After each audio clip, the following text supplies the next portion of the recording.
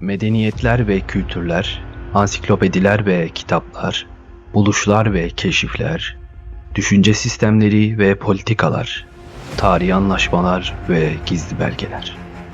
İnsanlığın gerçekleştirdiği tüm gelişim. Tüm bunları oluşturmamızı sağlayacak keşif nasıl ortaya çıktı? Nasıl bir sistem her şeyi kapsayabilir? Çayınızı alın, yerinizi ayarlayın, Bilgiyografi başlıyor.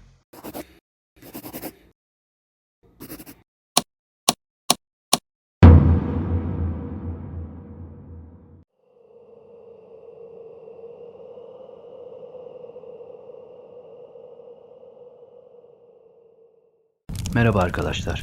Bu sizinle karşılaştığımız ilk video olduğundan temel bir konuyla merhaba demek istedim. Uzun bir yolculuğa tanık olacağınız kanalımıza hoş geldiniz. Tarihin belirli bir kısmından ötesine geçemiyoruz. Bu geçemediğimiz zamanlara karanlık çağlar adını verebiliriz. Bilinmezliğe perde açan bu dönemleri ilgilendiren bilimse prehistorik arkeoloji adını alır. Bu bilinmezlik bir yana dursun, insanoğlunun medeniyetler açısından gidebildiği en eski tarih M.Ö. 4000 civarlarıdır. Bildiğimiz kadarıyla M.Ö. 4000 yılına kadar gelinen dönemdeki iletişim sadece sözlü şekilde yapılmaktaydı. Tabii bu iletişimin kalıcı olması bir ihtiyaçtı. İnsanlar bu ihtiyacı karşılamak adına epeyce bir süre bir gelişim gösterememişti. İlkokuldan bu yana neredeyse birçok tarih dersinde Mezopotamya adını sık sık duymuşsunuzdur. Duymadıysanız hemen sizi bilgilendirelim. Bu isim Yunanca Mesos ve Potamos kelimelerinin birleşmesiyle meydana gelmiş. Mezopotamya, namı diğer bereketli hilal. Şu işaretlenmiş alanda gördüğümüz yer Mezopotamya olarak geçiyor. Tarihte en verimli toprakların bölgesi olduğunu bildiğimiz yerde bu zamana kadar sayısız medeniyet varlık gösterdi desek abartmış olmayız.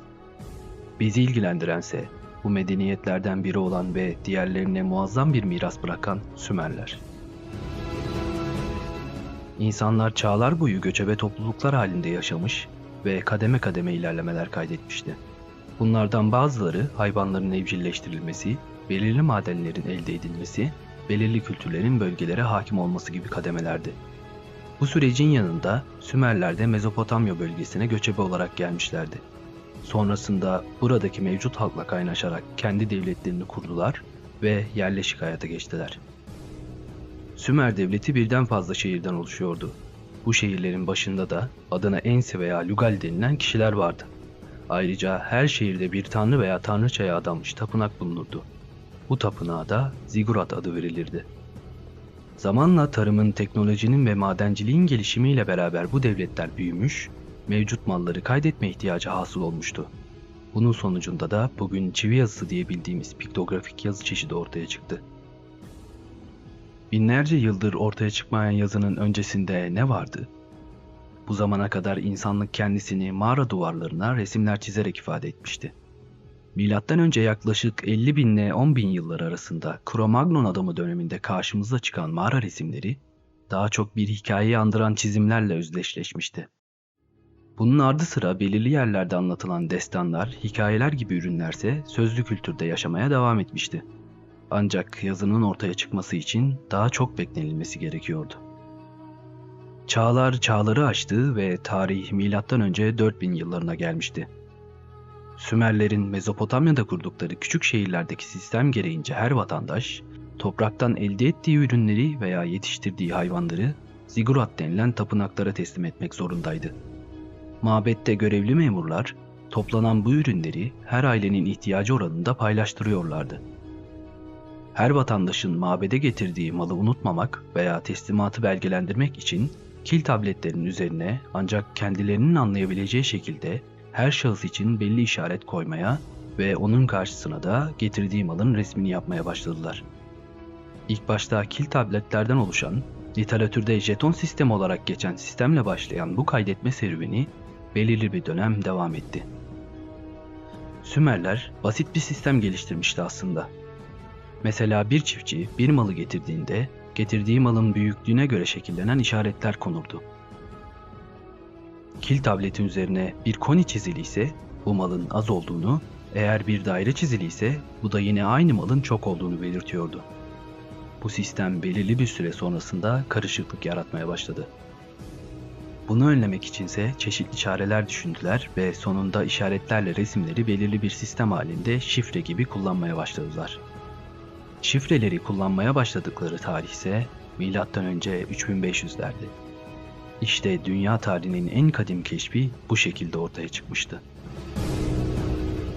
Çivi yazısı, nemli ve yumuşak kil tabletlerinin üzerine üçgen uçlu stilus ile yazılan, sayıları 1000 ile 1500 arasında değişen logogramik ve 200-300 arasında değişen fonemik işaretlerin bir araya gelmesiyle oluşan yazıdır.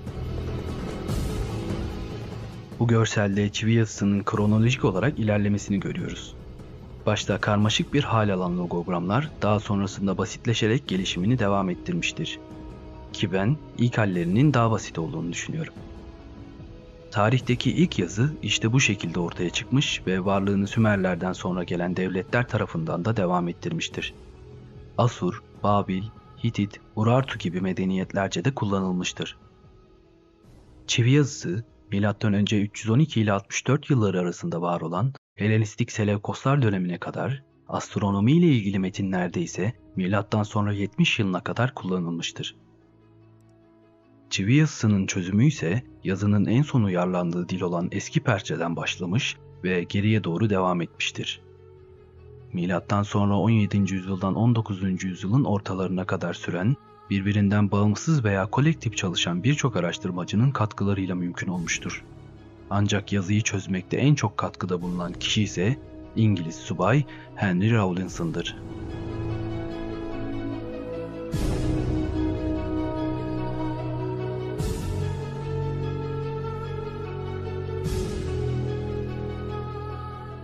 Çivi yazısının nasıl icat edildiği hakkındaki bilgileri verdik. Peki hiyeroglif yazısı nasıl ortaya çıktı?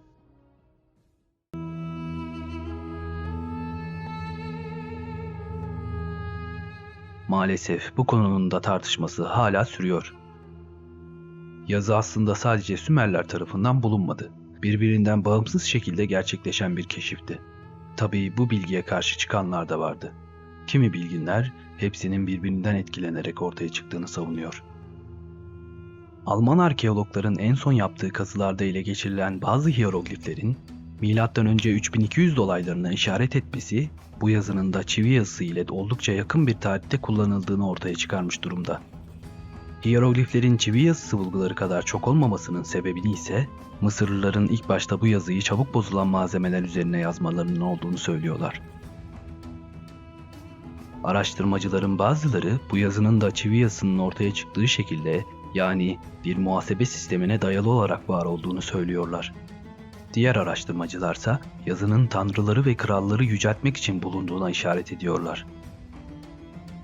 Mısır krallarının mezarlarındaki duvarlara hiyerogliflerin kazınması ve bu işaretlerin kralları koruyacağı inancının var olması bu teoriyi güçlendiriyor gibi. Tabii bir de hiyeroglif kelimesi var. Kelime eski Yunanca hieros ve grapikos kelimelerinden meydana gelmiştir. Bu adı almasının nedeni ilk başta bu yazının yalnızca kutsal metinlerin yazılmasında kullanılması. Zaten Mısırlılar da Tanrı'nın sözleri olarak addettikleri yazılarına Medduneter adını vermişlerdi. Tüm bunlarla birlikte hiyeroglif yazısının ortaya çıkışında dini bir neden var gibi gözüküyor. Peki sizce bu yazı nasıl ortaya çıkmış olabilir? Siz de fikirlerinizi yorumlarda bizimle paylaşabilirsiniz. Zamanla yönetim ve hukuk metinlerinin yazılmasıyla hiyeroglifler kısaltılarak yazılmaya başlandı ve ortaya hiyeratik yazı çıktı. Bu yazı hiyeroglif yazıya göre daha hızlı yazılabiliyordu. Bir nevi hiyerogliflerin el yazısı da denebilir. Mısırlılar hiyeratik yazıyı da zor bulmuş olacaklar ki hiyeratik yazının da basitleştirilmiş halini M.Ö. 700'lerde ortaya koydular ve bu yazıya demotik ismini verdiler.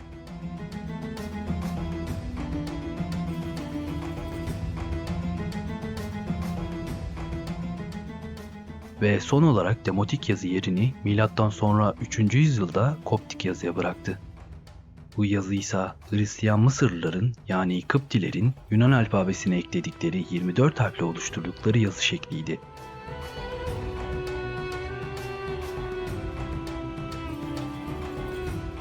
Mısır'ın milattan sonra 640'larda İslam devleti tarafından fethedilmesiyle hiyeroglif yazısı tamamen unutulmuştu.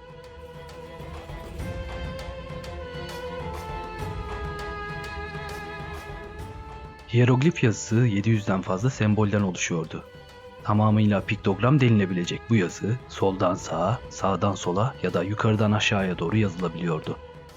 Yazının nasıl okunacağını anlamak içinse sembollerin yönüne bakmak gerekiyordu.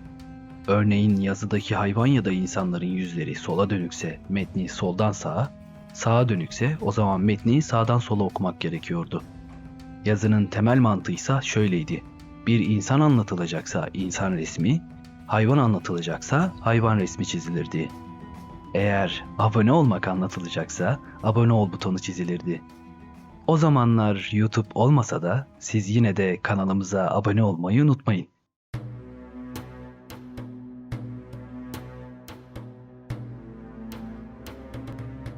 Hiyeroglif yazısının bulunuşuysa oldukça ilginç bir hikayeye sahip. Mısır'ın Osmanlı İmparatorluğundan ayrılarak bağımsız olmasının ardından Napolyon'un 1798 yılında Mısır'ı işgal etmesi üzerine seferler düzenlendi. 1799 yılında Napolyon'un ordusunda bulunan mühendis subay Xavier Bochart tarafından Julian Sarayı'nın inşası sırasında yıkılmış bir duvardan bir taş çıkarıldı. Bochardt'ın komutanı General Menu taşın önemli olduğuna karar verdi ve taşı İskenderiye'ye gönderdi. Sonrasında Fransızlar taşa matbaa mürekkebi sürdüler ve böylece metinleri kopyaladılar. Taşın bulunduğu yerin adı Reşit kasabasıydı. Fransızların Reşit kasabasına Rosetta demelerinden dolayı taş Rosetta taşı adıyla anıldı. Fransızların işgalde başarısız olması üzerine İngilizler komutayı ele aldı. Sonrasında İngiliz General Tompkins Turner tarafından ele geçirilen taş, gemiye yüklenmeden önce General Menu, "Rosetta taşı benim, her şeyi alabilirsiniz ama taşı vermem" dese de taş kalıcı evine Londra'daki British Museum'a götürüldü. Dünyaca meşhur birkaç akademisyen taşı çözümlemek için gayret ettiyse de sembollerin hangi yöne doğru okunması gerektiğini ve hiyerogliflerin 5. Ptolemaios Epifanes hakkında olduğunu ilk bulan kişi İngiliz Thomas Young oldu. Lakin metnin tam anlamıyla çözümlenmesi 1820'lerin başlarında Fransız Champollion tarafından hiyerogliflerin alfabetik, belirleyici ve hecesel unsurların karışımı olduğunun keşfiyle gerçekleşti. Dolayısıyla 1600 yıldır kayıp olan Mısır hiyerogliflerinin tam anlamı nihayetinde yeniden keşfedilmiş oldu. Peki ya sonra?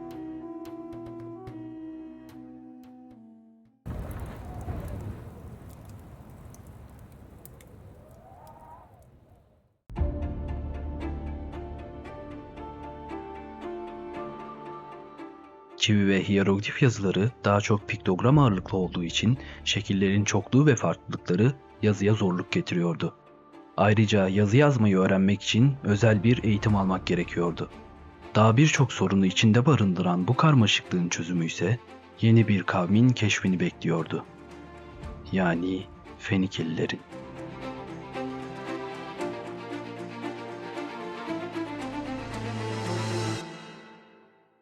Fenikeliler Doğu Akdeniz kıyılarında bugünkü Lübnan'da yaşamış bir kavimdi. Kendilerine Kenaniler diyen Fenike uygarlığı Sami ırkından gelmekteydi. Yunanlıların Fonikes ismini verdiği bu kavim denizcilik ve ticaretle ün salmıştı. 1000 yıldan fazla süren bir deniz ticaret ağı kurmayı başaran Fenike uygarlığı bu sayede Yunanistan, Mısır ve Mezopotamya gibi medeniyetlerin büyük beşikleri arasındaki kültürel alışverişini arttırdı. Bununla da kalmayıp Akdeniz'in çoğu yerinde koloniler kurmuşlardı. Bu uygarlığın örgütlenmesi ise o zamanki birçok devletin yapılanmasında olduğu üzere şehir devleti şeklindeydi.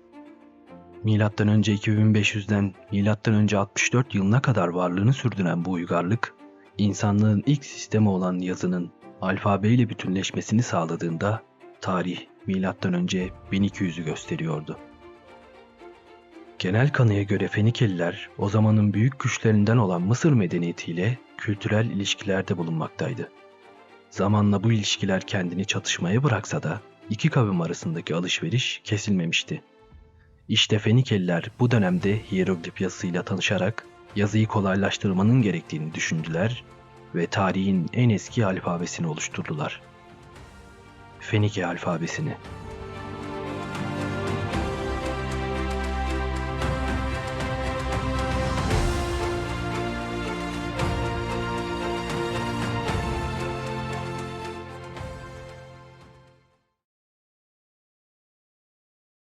Fenikelilerin alfabeyi nerede ve nasıl bulduklarını bilmiyoruz. Ancak araştırmacılar bu alfabenin Proto-Sina yazısından ortaya çıktığını savunuyor. Proto-Sina yazısının da hierogliflerin basitleştirilmesinden. Bu basitleştirmeyi şöyle net olarak görebiliriz. Mesela alfabenin ilk harfi alef, öküz anlamına gelir ve öküzbaşı resminden geliştirilmiştir. Tabi Fenikelilerin kendi geliştirdikleri özgün harfler de bulunuyor. Örneğin Fenike dilinde deve anlamına gelen ancak aslında bir fırlatma sopasının resmi olan Giml harfi Fenikeliler tarafından geliştirildi. Bu alfabe ses esaslı olmasının yanı sıra bir de sabit sistemle yazılıyordu. Yani günümüzdeki gibi yatay olarak soldan sağa. Toplam 22 harften oluşan alfabede harflerin tümü sessizdi. Harflerin azlığı yazıyı o zamana göre sıradan tüccarların bile kolayca öğrenebileceği bir hale getiriyordu. Dünyanın ilk fonemik yazı sistemi olan bu alfabe Fenikelilerin kurduğu kolonizasyon coğrafyasında gelişmeyi bekliyordu. Yazı diğer dillere kolayca adapte edilebildiğinden yayılması zor olmamıştı. Ancak bu yayılma için alfabenin ilk önce Yunanlıların elinden geçmesi gerekiyordu. Herodot'a göre Fenikeliler Helenlere bilim ve yazıyı nakletmişlerdir. Yunan alfabesinin tam olarak nasıl oluşturulduğu konusunda farklı görüşler olsa da genel görüş Fenikelilerin alfabelerini Yunanlılara tanıttıkları şeklindedir. Yunanlıların Fenikelilerden daha az sayıda harf aldığı ve kalan harfleri kendilerinin bulduğu da söylenir. Yunanlılar Fenike alfabesiyle tanıştıktan sonra kendi dillerindeki seslere alfabeyi uyarlayarak Yunan alfabesini ortaya çıkarmışlar ve kendi dillerindeki seslere uyan sessiz harfleri kullanmaya devam etmişlerdir. Fakat bu arada ilk kez sesli harflerin kullanıldığı da görülmüş, alfa, epsilon, omikron ve upsilon harfleri ile dillerine uygun şekilde kullanılmayan bazı Fenike alfabesi harflerine sesli harf değerlerini vermişlerdir. Son olarak da i sesi için iota harfini kullanmaya başlamışlardır. Böylece sesli ve sessiz harflerin bir arada kullanıldığı, PSI gibi bileşik harflerin de eklendiği bir alfabe, Yunan alfabesi ortaya çıkmıştır.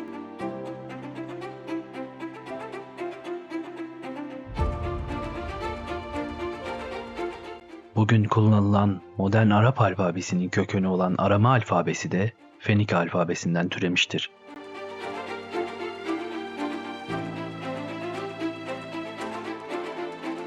Yunan alfabesinin doğmasıyla beraber Latin alfabesi ve Kiril alfabesi gibi alfabeler dolaylı olarak dünyaya mükemmel bir miras bırakan bir kavmin eseriyle mümkün olmuştur.